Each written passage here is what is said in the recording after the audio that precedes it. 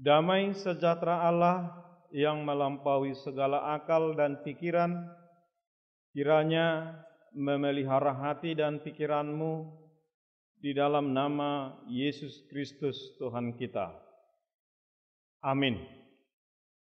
Bapak, Ibu, saudara-saudara yang terkasih di dalam nama Yesus Kristus Tuhan kita, firman Tuhan yang menyapa kita, yang menjadi khotbah pada ibadah kita pada hari Minggu ini, diambil dari Injil Lukas pasal yang ke-12, dimulai dari ayat 13 sampai dengan ayat yang ke-21.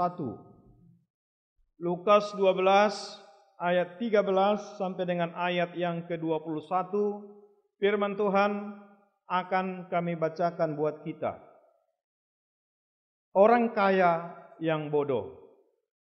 Seorang dari orang banyak itu berkata kepada Yesus, "Guru, katakanlah kepada saudaraku supaya ia berbagi warisan dengan aku."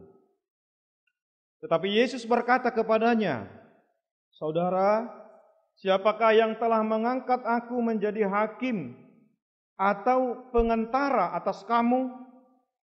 Katanya lagi kepada mereka, "Berjaga-jagalah dan waspadalah terhadap segala ketamakan. Sebab walaupun seorang berlimpah-limpah hartanya, hidupnya tidaklah tergantung daripada kekayaannya itu." Kemudian ia mengatakan kepada mereka suatu perumpamaan. Katanya, ada seorang kaya, tanahnya berlimpah-limpah hasilnya. Ia bertanya dalam hatinya, "Apakah yang harus aku perbuat? Sebab aku tidak mempunyai tempat di mana aku dapat menyimpan hasil tanahku." Lalu katanya, "Inilah yang akan aku perbuat. Aku akan merombak lumbung-lumbungku, dan aku akan mendirikan yang lebih besar, dan aku akan menyimpan di dalamnya segala gandum dan barang-barangku. Sesudah itu aku akan berkata kepada jiwaku, 'Jiwaku, ada padamu banyak barang, tertimbun untuk bertahun-tahun lamanya. Beristirahatlah, makanlah, minumlah, dan bersenang-senanglah.' Tetapi firman Allah kepadanya, 'Hai engkau orang bodoh, pada malam ini juga jiwamu akan diambil daripadamu. Dan apa yang telah kau sediakan untuk siapakah itu nanti?' Demikianlah jadinya dengan orang yang mengumpulkan harta bagi dirinya sendiri, jikalau ia tidak kaya di hadapan Allah." Demikian firman Tuhan. Bapak, Ibu, saudara-saudara, jemaat yang terkasih di dalam nama Tuhan kita Yesus Kristus, selamat hari Minggu buat kita semua. Kita bersyukur kepada Tuhan kalau saat ini kita masih diberi kesempatan untuk beribadah, memuji dan memuliakan nama Tuhan. Walau kita sudah pasti menunggu kapankah kita akan beribadah di gereja, kapankah kita akan bersama-sama dengan teman-teman kita, saudara-saudara kita yang biasanya beribadah bersama kita. Tetapi akibat pandemi COVID-19 ini, Bapak Ibu, sampai hari ini kita belum bisa beribadah karena kita menjaga penularan virus corona ini. Kita juga mengantisipasi kesehatan kita. Walau sebenarnya saat ini sudah ada new normal diberikan oleh pemerintah, tapi melihat situasi dan kondisi kita belum dapat melakukan ibadah itu. Mari kita semakin berdoa kepada Tuhan, mudah-mudahan minggu depan atau katakan awal bulan Juli nanti kita sudah dapat beribadah. Banyak orang yang sudah gelisah, banyak orang yang sudah menangis, menderita, bahkan kehilangan nyawa akibat dari virus corona ini. Banyak orang yang sudah kehilangan pekerjaan. Banyak orang yang susah saat ini. Kita juga pasti terdampak akibat pandemi ini. Sepertinya tidak ada orang yang mengatakan bahwa dia tidak terdampak. Paling sedikit dia tidak bebas. Apalagi untuk masalah sosial ekonomi, hampir rata-rata orang mengatakan dia terkena pandemi ini. Bisa saja penghasilan semakin berkurang, tetapi kebutuhan semakin bertambah. Pergerakan kurang leluasa, kecurigaan satu sama lain bisa terjadi karena kita takut tertular COVID itu. Hanya saja Bapak Ibu, sebagai orang yang beriman, ada hal yang patut kita syukuri. Kita masih dalam lindungan Tuhan. Penderitaan kita mungkin tidak separah penderitaan yang lain. Hanya saja Bapak Ibu, tidak ada hal yang bisa kita kedepankan mengatakan bahwa itu adalah kehebatan kita. Semua itu hanya karena kebaikan Tuhan. Bapak Ibu, saudara-saudara, banyak orang yang mengatakan bahwa hidup ini adalah kompetisi. Siapa yang cepat, dia dapat. Siapa yang lambat, dia akan tiarap. Semua orang berlomba-lomba untuk mencapai yang namanya sukses. Semua orang berusaha agar hidupnya lebih bagus. Bapak Ibu masih segar dalam ingatan kita khotbah kita pada hari Minggu yang lalu pada Kejadian 1 ayat 26 sampai dengan ayat 31, bagaimana Allah menciptakan dunia, menciptakan manusia segambar dan serupa dengan Allah, malah memberikan mandat untuk berkuasa. Berangkat dari situ Bapak Ibu, kita bergerak, berjalan, bahkan berlari di dalam kehidupan ini, mencari kesempatan demi kesempatan yang diberikan oleh Tuhan. Tujuannya agar hidup kita semakin lebih baik, agar hidup kita semakin lebih mudah. Orang tua bekerja keras supaya anaknya jauh lebih bagus dari dia. Dan orang tua berharap agar anaknya juga dapat lebih bagus dari dia dengan cara belajar dan berusaha. Tidak ada satu orang pun orang tua yang menginginkan anaknya menjadi bodoh, bahkan lebih miskin dari dia. Kita berlari dalam kompetisi ini, apalagi saat ini perkembangan zaman ini menuntut kita untuk selalu siap siaga, siap sedia, berusaha memanfaatkan waktu yang diberikan Tuhan, memanfaatkan setiap celah kesempatan yang diberikan oleh Tuhan, karena di sana tidak ada kesalahan, tidak ada dosa di sana, karena Tuhan yang telah memberkati kita, Tuhan yang memberikan kesehatan kepada kita, Tuhan yang memberikan pekerjaan kepada kita. Di sanalah pintu sukses itu diberikan oleh Tuhan. Akamangak kainang saya taingok do falsafa ni halak Batak, ikonadong hagabeon, ikonadong hasangapon, ikonadong hamoraon. Natuluon saya taadudon, molodung marhasohotan, bawa dohot buru-buru, tangyang na naparjolo, asa di pasu-pasu Tuhan. Asa dapotan hagabeon. Dungi merdalan partikian, saya dipakai partikian asalam tumamorai wana. Dungi dung dapo naing manian mersangat. Amoraon hasangapon hagabeon sasitong atong dodang-adong nasala disi. Asal ma dilului siadalan nasitong. Memanfaatkan waktu, berusaha dan berusaha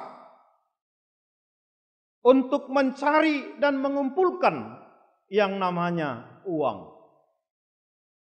Di mana-mana tidak lagi tabu membicarakan itu, di gereja sendiri pun. Karena dunia ini sudah mensahkan bahwa uang itu adalah alat tukar yang sah. Bahkan anak muda mengatakan uang memang tidak dibawa mati, tetapi tidak punya uang serasa mau mati. Karena memang seolah-olah kita tidak bisa bergerak kalau tanpa itu. Hanya saja Tuhan mengingatkan kita untuk tidak terlalu bergantung kepada hal materi itu. Molo halak batak medok akamangak kainang Pak Nimanuk akarengreng merara rumata mengidah hepeng. Ola boy danak makatai anggopan dayut tu hepeng tormorado. Na tua-tua naing modding bodo di bedahon harga 100.000 dohok 50.000. Dohok 10.000 apalagi tu pecahan terkecil. Ala rekod doi. Dan kita harus akui Bapak Ibu, uang itu magnetnya luar biasa. Semua orang suka kepadanya. Tapi kita harus ingat, Paulus katakan dalam 1 Timotius 6 ayat 10, akar dari segala kejahatan adalah cinta akan uang. Paulus bukan mengatakan uang tidak perlu. Tetapi kata kunci di sana ada kata cinta akan uang. Bahasa Batakna roha na holongan. Roha na holongan tu hepeng. Boido holong roha tu hepeng alai dang holongan. Alana kamanga kainang moloso holong roha tu hepeng boido di paswasaihon. Dapo na 10.000 pengeluaran 15.000. Angguetong asalai. Ikon holong do roha tu nasinari. Alai dang gawe tergantung ngoluni batu si dang holongan. Kata bahasa Indonesia yang dipergunakan oleh Lembaga Alkitab Indonesia, cinta akan uang. Itu adalah akar dari segala kejahatan. Bapak Ibu, saudara-saudara, sejenak kalau kita mendengarkan tadi judul perikop ini, dikatakan adalah orang kaya yang bodoh. Kita harus jelas lebih tahu Bapak Ibu, tidak ada yang salah bagi orang kaya. Tidak ada dosa bagi orang yang sudah dikategorikan kaya. Hanya saja kita juga harus mengakui banyak orang yang sudah banyak uangnya, banyak hartanya, tetapi dia tidak mau dikategorikan kaya. Banyak orang yang sudah uangnya banyak, depositonya mungkin sudah banyak, tetapi tetap juga berusaha, berlomba, mencari, bahkan tidak mengindahkan waktu dalam kehidupannya hanya untuk mengumpulkan dan mengumpulkan. Orang kaya yang bodoh, siapakah dia? Firman Tuhan pada hari ini akan membantu kita. Apakah kita masuk dalam kategori orang kaya yang bodoh atau orang kaya yang berhikmat? Atau sebaliknya, orang miskin yang bodoh atau orang miskin yang berhikmat? Karena kita juga harus tahu, banyak juga orang miskin yang bodoh. Bukan hanya orang kaya yang bodoh yang ada. Tetapi Tuhan yang inginkan adalah orang kaya yang berhikmat dan juga orang miskin yang berhikmat. Bapak Ibu saudara-saudara, pengajaran Tuhan Yesus sudah tersebar di mana-mana. Orang sudah mengkategorikan bahwa dia adalah hakim yang benar. Itu sebabnya ketika Tuhan Yesus menyampaikan pengajarannya dan melintas dalam sebuah daerah, ada seorang yang mengatakan dan meminta, seolah-olah meminta keadilan kepada Yesus. Guru, katakanlah kepada saudaraku supaya ia berbagi warisan dengan aku. Berbagi warisan. Sebenarnya itunya kata kunci yang mau disampaikan orang itu. Dia mau Yesus campur tangan dalam hal hubungannya dengan saudaranya, dalam hal pembagian warisan. Yesus tahu dalam hatinya. Apa yang dipikirkan orang itu, Yesus tahu sebenarnya. Yesus sudah tahu bahwa memang dia adalah berangkat dari ketamakannya. Dia juga ingin memperoleh lebih banyak dari saudaranya. Itu sebabnya Yesus katakan, saudara, siapakah yang telah mengangkat aku menjadi hakim atau pengantara atas kamu? Yesus tidak serta-merta menjebak, mengatakan bahwa dia adalah orang yang tamak. Yesus juga tidak mau ikut terlibat dalam hal pencampuran, pembagian harta warisan mereka. Alayak kamangak kainang, kalau ingot nalah bata do itu sudi, melodong persoalan ni keluarga, apalagi pembagian niak kewarisanon, ya lak batak sahat tunuai ngoni, molo sumanguli benatorasna, sidok hata perpudi di pembagian niak kewarisan ikut tulang na do. Molodung idok tulang na, dangadong boy mangose. Molodung sahat tu si, ido hakim tertinggi nih alak batak. Nang penuaing dang apalah sesudi bemadak beni, ala ngadong pengadilan. Alai molwadong do pena mangingoti, hola didok tulang na odoin na. Koni do ulah honon na. Bapak Ibu saudara-saudara, Yesus mau meluruskan cara berpikir orang tadi. Sekali lagi karena Yesus tahu apa yang ada di dalam benaknya. Tidak lebih daripada ketamakan, kerakusan akan harta warisan itu. Itu sebabnya Yesus mengajari dia, Yesus mau merubah mindsetnya, merubah cara berpikirnya lewat sebuah perumpamaan. Perumpamaan ini tidak begitu sulit untuk dimengerti. Yesus katakan ada orang kaya yang hasil pertaniannya berlimpah, hasil kebunnya berlimpah-limpah. Hanya saja dia masuk dalam kategori orang yang kaya yang tamak, yang tidak mau berbagi. Hasil pertaniannya selalu berlimpah dan berlimpah, sehingga dia berpikir, kemanakah aku akan buat ini? Itu dia do, si panoku aka artakon, parbueni nahulaon. Itu sebabnya dia mengambil inisiatif membangun dan memperbesar lumbung-lumbungnya. Setiap hasil panen yang ada, penambahan harta yang ada, lalu dia timbun dalam lumbung-lumbung itu. Dan berharap apa yang dia punya bisa membebaskan dia, bisa melindungi dia. Seolah-olah istilah sekarang Bapak Ibu, itulah asuransi yang paling utama bagi dia. Tetapi dia simpan dalam lumbung itu. Dari perilakunya itu Bapak Ibu kita sudah dapat menebak bahwa dia adalah orang yang pelit. Dia adalah orang yang tamak. Dia adalah kategori orang yang tidak mau berbagi. Sehingga dia asik dengan dirinya sendiri. Apa yang dia punya dia timbun, dia timbun, dia timbun.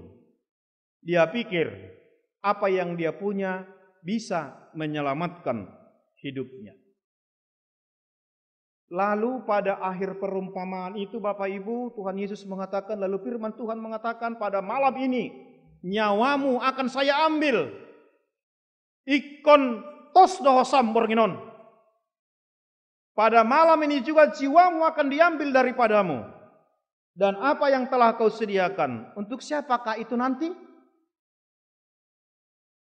Bapak Ibu dari dulu sampai sekarang, keluarga yang kemalangan, yang anggota keluarganya meninggal tidak akan pernah memberikan berlian untuk dibawanya. Tidak akan pernah ada keluarga yang menyelipkan uang untuk mayat. Paling dia akan memanggilkan salon orang mati yang harganya mungkin saat ini paling 500 sampai 1 juta. Itu aja. Dan peti matinya juga masih dalam kisaran 5 juta, paling mahal 10 juta. Hanya itu aja. Dan tidak sebanding dengan apa yang dia punya. Lalu untuk siapa itu? Untuk siapa itu? Apalagi dalam kehidupannya dia tidak pernah menikmati apa yang dia punya. Sehingga semua akan menjadi sia-sia. Jangan-jangan dia punya anak, harta itu akan menjadi sumber perpecahan. Sumber pertengkaran satu sama lain. Itulah yang dikategorikan oleh Tuhan Yesus dalam khotbah kita pada hari ini, Bapak Ibu, kategori orang kaya yang bodoh. Yang tidak pernah mau menikmati apa yang dia punya, yang tidak pernah dia mau berbagi tentang apa yang dia punya. Dalam Injil Matius pasal 16 ayat 26, Tuhan Yesus mengatakan, apa gunanya seorang memperoleh seluruh dunia ini, tetapi kehilangan nyawanya? Tidak ada artinya. Dangadong lapatanna kamangak kainang satonga tangerangona punata molo mati dotot dita. Ay molo lau hita tading doi saluhutna. Paling akhirnya banyak orang yang menjenguk, melihat kita, melayat kita, bahwa para mati ini namorai. Hanya itu aja. Dan kaya miskin palang hitam dari gereja sama saja, tidak berbeda-beda. Mau berapa banyak sumbangannya ke gereja, mau berapa banyak, mau tidak ada, tetap juga anggarannya sama. Orang kaya yang bodoh, yang tidak pernah menikmati hidupnya selama dia hidup, tidak ada yang bisa dia bawa. 1 Timotius 6 ayat 7 Paulus mengatakan, kita tidak membawa sesuatu apa ke dalam dunia ini, dan kita pun tidak dapat membawa apa-apa keluar. Dangadong tabuat tubuh tu tonga-tonga ni portibion, jala molobor hak pehita, dangadong nabui tabuan. Karena itu, Bapak Ibu, selagi kita masih diberikan waktu, sekali lagi kami harus katakan, bisa berusaha, bisa berkompetisi di tengah-tengah kehidupan ini. Pergunakan waktu yang ada. Berusaha dan berusaha, kumpulkan tetapi nikmati. Kalau orang kaya yang bodoh ini Bapak Ibu, jangankan memberi, mungkin makan saja dia berhitung-berhitung. Karena saking habis waktunya untuk mencari dan mencari, untuk makan saja pun dia tidak sempat. Anthony de Mello pernah mengatakan, dia menggambarkan bahwa orang seperti itu adalah ibarat orang botak yang memakai sisir, yang tidak ada rambutnya tetapi bersisir. Entah apa yang dinikmati. Rambutnya tidak ada tetapi selalu pakai sisir, apa yang disisir kita tidak tahu. Orang tidak pernah menikmati apa yang dia punya, dikategorikan adalah orang yang seperti itu. Jangankan berbagi, dia hanya mau menyimpan dan menyimpan dan menyimpan. Itu adalah kategori orang yang bodoh. Orang kaya yang bodoh, orang kaya yang tamak. Karena itu Bapak Ibu, saudara-saudara yang dikasihi oleh Tuhan Yesus Kristus, bersyukurlah kalau kita saat ini belum masuk dalam kategori orang kaya yang bodoh. Kita adalah orang yang berhikmat. Kita adalah orang-orang yang diberkati Tuhan.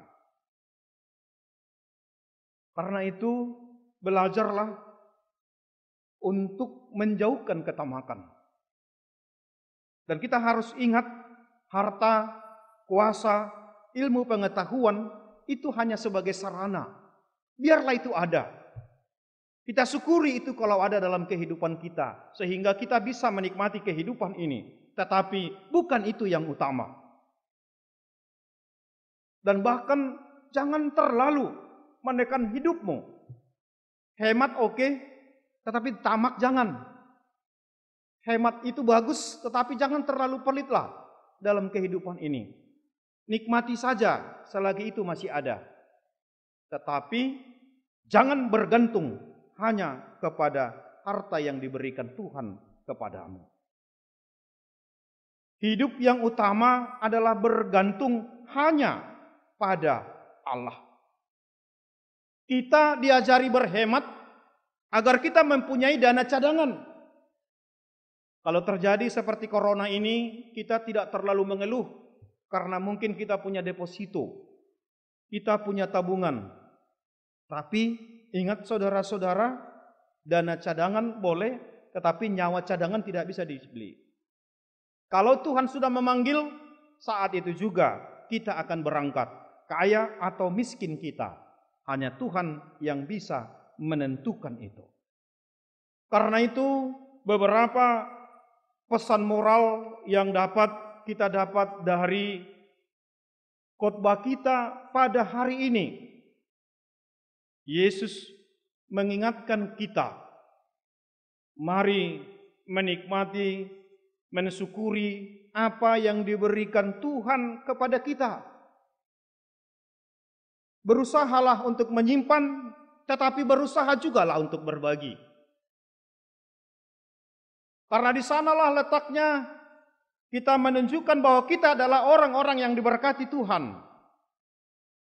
Jangan tamak. Jangan egois. Jangan terlalu habis waktumu untuk mengejar apa yang ada di dunia ini tanpa pernah kamu nikmati. Sekali lagi Anthony de Mello juga pernah mengatakan, seorang yang mencari harta ini adalah ibarat minum air laut. Semakin diminum, semakin haus. Karena tidak akan pernah lepas kelegaan kita, haus kita ketika kita minum air garam. Air garam itu menyebabkan kita haus. Itulah diibaratkan. Orang yang sudah cinta kepada harta, dia ibarat minum air laut yang semakin diminum, semakin haus. Mari nikmati segala pemberian Tuhan. Bergantunglah hanya kepadanya. Tuhan itu lebih tahu mengaturkan apa yang terbaik dalam kehidupan kita. Syukuri segala berkat Tuhan, nikmati dan mengucap syukur kepada Tuhan atas segala yang diberikan Tuhan, dan berbagilah atas apa yang telah kita terima. Jangan tamak. Bahkan dari epistel kita pada minggu ini mengajak kita untuk tidak merampas milik orang lain, untuk tidak mempermiskin orang yang miskin. Jangan perkaya dirimu dengan mengambil harta milik orang-orang yang miskin. Tetapi berusahalah untuk berbagi. Tampillah menjadi orang-orang yang bijak, orang-orang kaya yang berhikmat dengan mensyukuri berkat Tuhan dan mau berbagi kepada saudara-saudara kita yang membutuhkannya. Apalagi saat-saat pandemi 19 ini. Tugas kita memang yang utama adalah mendoakan. Tetapi ketika kita merasakan berkat Tuhan itu ada pada kita, bukalah hatimu. Buka juga dengan apa yang ada padamu. Berbagi dan berbagilah. Amin. Kita berdoa. Terima kasih Tuhan buat sapaan firman-Mu yang telah kami dengar pada ibadah kami pada hari Minggu ini. Firman-Mu mengingatkan kami Tuhan agar kami tidak menjadi orang yang bodoh, orang yang tamak, orang yang congkak dalam kehidupan ini. Tetapi biarlah kami Tuhan menjadi orang-orang yang berhikmat, yang mensyukuri segala pemberian Tuhan, menikmati berkat Tuhan, dan juga mau berbagi kepada orang-orang yang patut kami bantu. Sungguh banyak berkat Tuhan yang dapat kami peroleh dalam kehidupan kami sehari-hari. Di tengah-tengah pandemi COVID-19 ini, Tuhan juga masih memberkati kami. Walau kadang hidup kami seolah-olah penuh dengan keraguan-raguan, penuh dengan kecemasan, karena kami tidak bisa bergerak bebas. Kami takut untuk bersekutu dengan saudara-saudara kami. Kami juga takut keluar rumah untuk bekerja. Tetapi Tuhan masih baik, Tuhan sangat baik untuk memelihara dan melindungi kehidupan kami. Biarlah lewat apa yang kami terima dari Tuhan, kami mampu bersyukur dan menjadi orang-orang yang berhikmat dan mau berbagi kepada saudara-saudara kami yang patut kami bantu, yang menderita saat ini. Kami yakin dan percaya Tuhan akan memampukan kami melewati masa-masa sulit ini, dan berkat Tuhan selalu hadir dalam kehidupan kami. Kami berdoa buat ibadah kami hari ini, biarlah Tuhan yang menerima menjadi kemuliaan bagi Tuhan. Berkati seluruh jemaat-Mu, AKBP Bonang Indah dimanapun berada, biarlah Tuhan yang selalu menyertai dan memberkati mereka. Engkau tahu Tuhan segala pergumulan pribadi lepas pribadi. Kami yakin dan percaya Tuhan akan menyertai kami semuanya. Terima kasih Tuhan, hanya di dalam nama Yesus Kristus kami telah berdoa dan mengucap syukur kepadamu. Amin. Bapak Ibu, mari kita bernyanyi sambil mengumpulkan persembahan.